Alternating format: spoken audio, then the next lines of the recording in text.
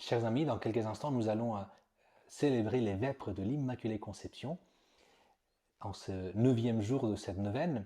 Et je voudrais ce soir vous rappeler tout simplement les paroles de Jésus sur la croix aux disciples bien-aimés. Voici ta mère. Et Saint Jean nous dit, à partir de cette heure-là, le disciple l'a pris chez lui.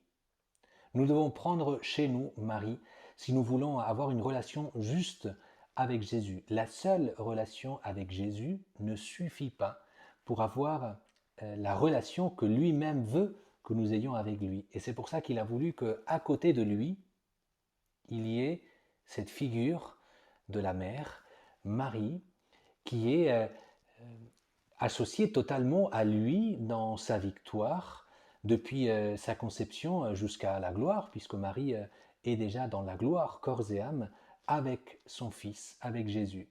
Et prendre chez nous Marie, avoir une relation avec elle, en même temps que nous avons une relation avec Jésus, a bien sûr énormément d'avantages pour nous, mais je voudrais ce soir vous en dire très rapidement trois. Le premier, c'est que quand nous, quand nous avons cette relation avec Marie, la sachant immaculée, la sachant totalement associée à la victoire du Christ, à la victoire sur le péché et du coup à cette sanctification totale qu'elle vit, en ayant cette relation avec Marie, nous reconnaissons que la vie vient de Jésus. Marie est cette médiation efficace pour nous du fait que Jésus est la source de la vie. Elle est allée sans cesse puiser en lui, communier avec lui pour avoir part à la vie éternelle. Marie allait chercher en Jésus tout le temps la vie.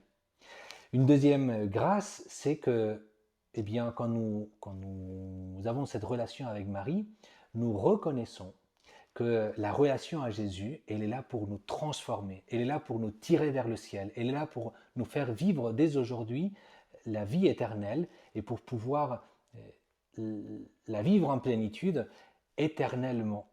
Jésus n'est pas là juste pour satisfaire quelques désirs spirituels, mais pour nous transformer totalement comme il a transformé Marie.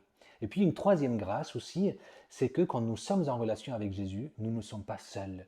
Nous avons toute l'Église avec nous. Et Marie est le signe de cette présence de l'Église, de cette présence de tous les enfants de Dieu qui sont associés à la victoire et à la vie même du Fils de Dieu.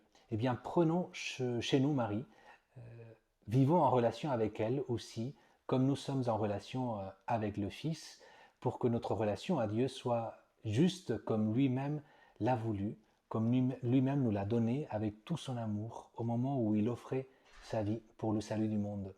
Eh bien, bonne fête de l'Immaculée déjà dès ce soir à vous tous, que le Seigneur vous bénisse et qu'il soit proche de vous et de toutes les personnes que vous aimez, le Père, le Fils et le Saint-Esprit. Amen.